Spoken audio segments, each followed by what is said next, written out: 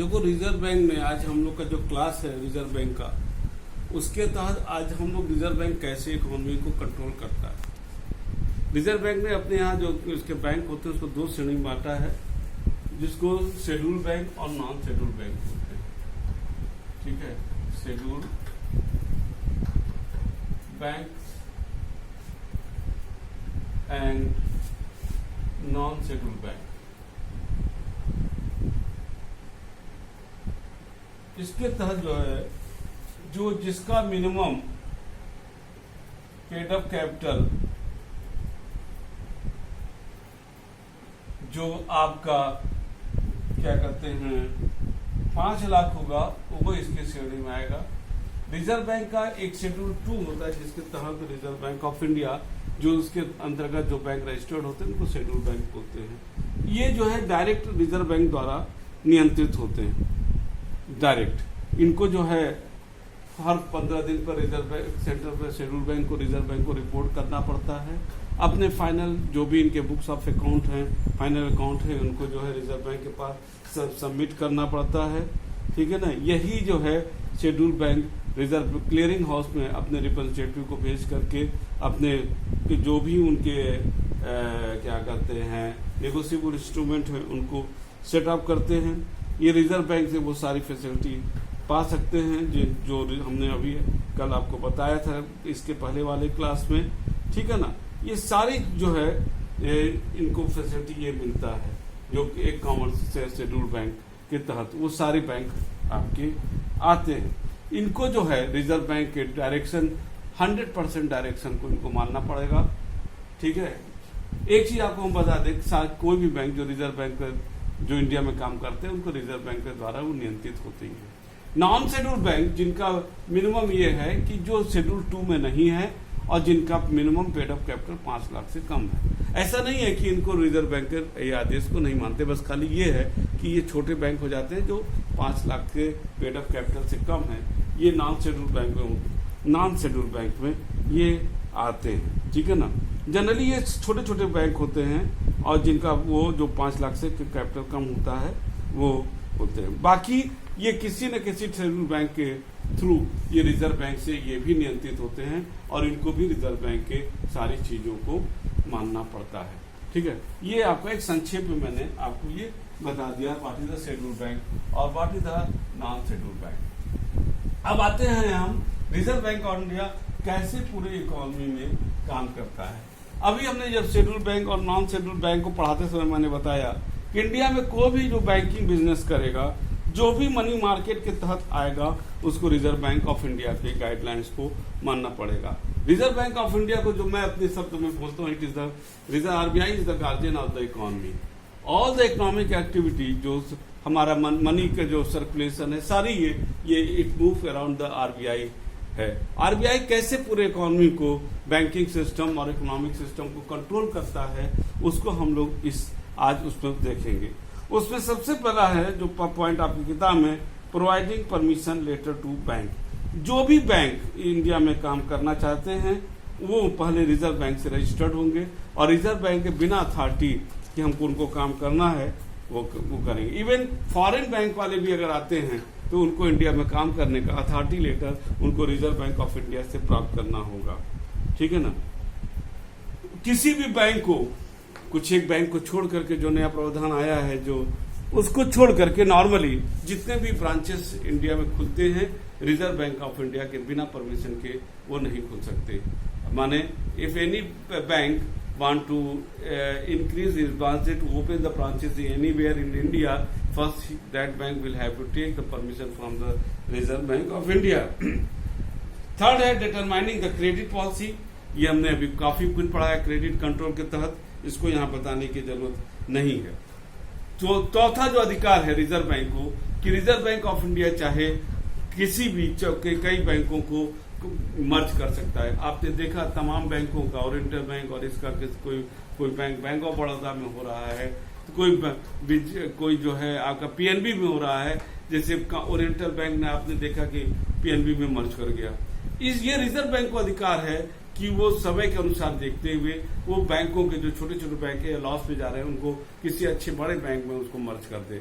उससे फायदा बहुत होता है, क्योंकि रिजर्व बैंक जो इस समय काम कर रहा है, आने वाले समय में जो आपका जो है 5 से 6 बैंक रह जाएंगे इंडिया में और सारे बैंक यूनिफाइड हो जाएंगे, क्योंकि उसके पीछे उद्देश्य क्या है कि जितना ज्यादा बैंक खुलेगा उतना ही उसका कॉस्ट ज्यादा आएगा, जो ठीक नहीं पड़ता है। जब कई बैंक हो जाए, क्योंकि आजकल नेटवर्क का जमाना है, क्योंकि बैंक में भीड़ कम है लेकिन डिपॉजिटर ज्यादा है, सब ऑनलाइन ट्रांजेक्शन हो रहा है, ऐसे दशा में ज्यादा बैंक रखने का कोई फायदा नहीं है। इसीलिए रिजर्व बैंक इस समय ये अधिकार भी है, और इस समय आपने देखा होगा 2-3 साल के बीच में रिजर्व बैंक ने कई स्टेप के तहत कई बैंकों को बड़े बैंकों में मर्ज कर दिया है। सबसे पहले शुरुआत हुआ स्टेट बैंक, जो स्टेट बैंक के 7 सब्सिडी थे वो स्टेट बैंक में मर्ज किए। फिर आपका बैंक ऑफ बड़ौदा में विजया बैंक और आपका इंडियन बैंक का और वो मर्ज किया। फिर इधर जो है 2-3 बैंक जो है पीएनबी में मर्ज किया, जिसमें आपका ओरिएंटल बैंक ऑफ कॉमर्स भी था। ठीक है ना। 5वां है right of the disposal of the bank, disposal जो भी हो। When any bank becomes unable to pay its loan, then the Reserve Bank of India sends the application in the court for the disposal that bank and the court appoint the Reserve Bank to act accordingly। यदि कोई परेशानी होता है तो reserve bank उसको accordingly, अभी आपने देखा भी होगा रिजर्व बैंक ने यस बैंक में प्रॉब्लम हुआ तो रिजर्व बैंक ने उसका 6 महीने के लिए उसका कंट्रोलिंग अपने हाथ में रखा ताकि उसको मुसीबत से निकाला जाए, क्योंकि to save the interest of the depositor is the prime responsibility of the Reserve Bank of India. Right of inspection, Reserve Bank को किसी भी बैंक का इंस्पेक्शन करना, उसको उसके सारे बुक्स को देखना, वो रिजर्व बैंक को अधिकार है। उनसे सूचना, right to get information, Reserve Bank कोई भी सूचना मांगता है तो वो बैंकों को देना होगा, और बैंकों को टाइम टू टाइम एडवाइस भी देता है अगर उसी सिचुएशन के हिसाब से। एक ही इसमें दिया है liquid fund, it was essential for every bank to keep the cash fund, Reserve Bank उनको देता है। एक तो सीआरआर हो गया जो रखना होता है, और एक होता है कैश फंड। ये कैश फंड क्या होता है इसको ध्यान दीजिएगा। हर बैंक को अपने डिपॉजिटर के डिमांड को सेटिस्फाई करने के लिए कुछ कैश रखना पड़ता है। As per the direction of the Reserve Bank of India, each and every bank must keep a certain percentage of its deposit with its branch, so that at the time of the need to the depositor, अगर उसको पैसे की जरूरत है वो पैसा तत्काल आपको बैंक से मिल जाए। अगर नहीं मिलेगा that will be against the credibility of the bank. ये रिजर्व बैंक इसको भी मेंटेन कराता है। Assets of the bank, every bank has to keep the liquid assets of the value of its list. ये डेटा चेंज हो चुका है, इसमें इसका एग्जैक्ट डेटा तो क्या है नहीं मालूम, ये सारी चीजें हो चुका है। तो रिजर्व बैंक ऑफ इंडिया मूलतः पूरे इकोनॉमी को एक तरह से मास्टर गार्जियन के रूप में काम करता है, मॉनेटरी पॉलिसी को डेवलप करता है under the with the coordination and accordance with the fiscal policy developed by the government of India। यहाँ पर एक चीज और आपको हम बता दें फिर से, रिजर्व बैंक ऑफ इंडिया कई फैसिलिटी, रिजर्व बैंक ऑफ, चूंकि इंडियन इकोनॉमी मूलतः रूरल डेवलपमेंट पर है, हमने उसको रिजर्व बैंक ऑफ इंडिया के संदर्भ में नाबार्ड और स्टेट बैंक पढ़ाते समय हमने बताया कि रिजर्व बैंक ऑफ इंडिया से कैसे ये लोग नियंत्रित और कैसे क्या होते हैं, वो सब तो इसमें दिया है, उसको हम यहाँ पर बताने नहीं जा रहे हैं। लेकिन एक चीज आपको जरूर बताएंगे, जैसे रिजर्व बैंक ऑफ इंडिया जो मूलतः काम करता है, जैसे आपका रूरल डेवलपमेंट पर जितने भी फाइनेंशियल इंस्टीट्यूशन और बैंक्स हैं उनके बीच में आरबीआई और जो फाइनेंशियल इंस्टीट्यूशन या बैंक हैं इनके बीच में रूरल डेवलपमेंट में आपका नाबार्ड है पहला, इंडस्ट्रियल डेवलपमेंट पर आईडीबीआई है, ठीक है, एक्सपोर्ट इंपोर्ट पर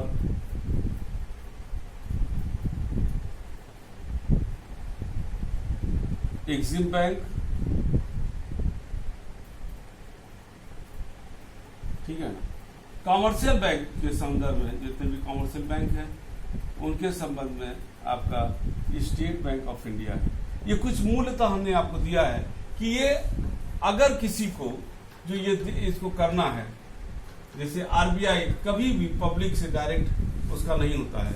अगर आपको एग्रीकल्चर से किसी भी व्यक्ति को या फाइनेंशियल इंस्टीट्यूशन या कमर्शियल बैंक को उसको रूरल डेवलपमेंट में चाहिए तो नाबार्ड के पास जाएगा, इंडस्ट्रियल डेवलपमेंट के चाहिए तो IDBI के पास जाएगा, एक्सपोर्ट इंपोर्ट पर चाहिए तो एक्सिम पे फॉरेन एक्सचेंज के संदर्भ में, और कमर्शियल बैंक जो है स्टेट बैंक ऑफ इंडिया से RBI की वो फैसिलिटी ले सकते हैं। तो आपने देखा कि RBI ने एक जो है अपना स्टेटस इस तरह के गार्जियन का बना दिया है कि वो अदर फाइनेंशियल इंस्टीट्यूशन और लोगों के बीच में अपना एक एपेक्स बॉडी हर क्षेत्र का खड़ा कर दिया है, जो उसके काम को उसके जो ऑब्जेक्टिव है उसको अपने तरीके से पूरा करते हैं।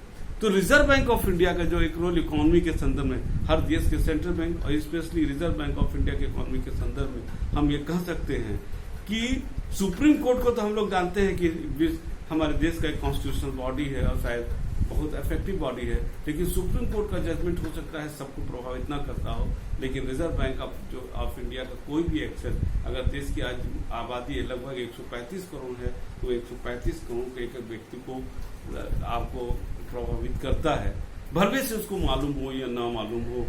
वो इनविजिबल होता है, लाइक एयर, हवा, कि हम हवा से हिल जाते हैं लेकिन मुझे पता नहीं लगा कि उसने धक्का दिया। वही RBI की पॉलिसी होती है जो RBI करता है।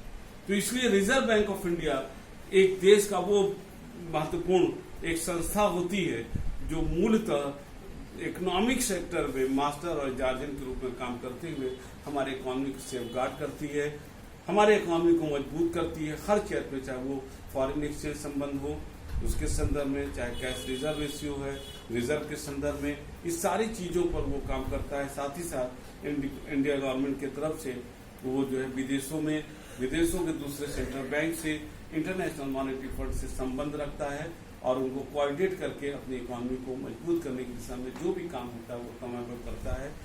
रिजर्व बैंक ऑफ इंडिया समय पर अपने जो हमारी क्या कहते हैं मुद्रा है उसको मजबूत करने के लिए डॉलर को खरीदता बेचता है, अपने भी रुपये को खरीदता बेचता है। अभी रिसेंटली अपने ही रुपये को रिजर्व बैंक ने खरीदा, ये आपकी चीज नहीं है तो सिविल सर्विस की चीज है, इसलिए बहुत डिटेल में नहीं जाएंगे।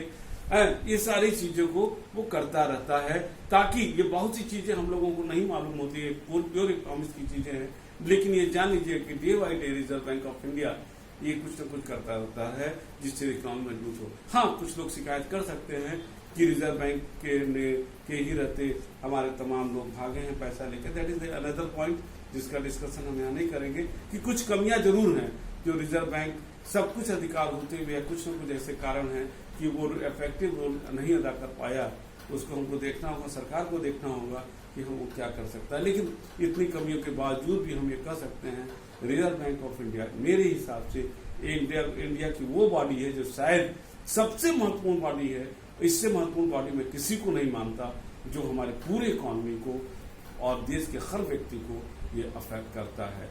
ठीक है, आप इसी से अंदाजा लगा सकते हो कि हमारे देश में जो हमारे हाथ में नोट है वो भी रिजर्व बैंक द्वारा ही चलता है, जो एक देश का मान सम्मान कहा जाता है। ठीक है, बाकी चीजें तो हम बहुत डिटेल बता चुके हैं, हम आगे नहीं बताएंगे। तो इस प्रकार आज जो है हमारा रिजर्व बैंक का लेक्चर आज खत्म होता है और ये पूरा चैप्टर हमारे ख्याल से अच्छे तरीके से समझ में आएगा। मैंने RBI और सेंट्रल बैंक पढ़ाते समय जरूर ये कोशिश किया है कि इसको एक अलग तरीके से आपके सामने पेश करें, क्योंकि ये दोनों चैप्टर विशेष रूप से RBI ये हमारे हर कॉम्पिटिटिव एग्जामिनेशन के बच्चों के लिए भी फायदा होगा, इसलिए मैंने इसको खुद स्वतः एक अलग डेटा इकट्ठा करके आप लोगों के सामने पेश किया। आप लोग जो है एग्जामिनेशन में वही लिखना जो आपके किताब में दिया है, ये आपके नॉलेज के लिए था, थोड़ा डेटा चेंज करके अपडेट लिखना वो आपके लिए अच्छा रहेगा। ठीक है, हमारे ख्याल से अब क्लास ओवर करते हैं और अगले क्लास जो नए चैप्टर के साथ हम फिर आएंगे। तब तक good day and good bye.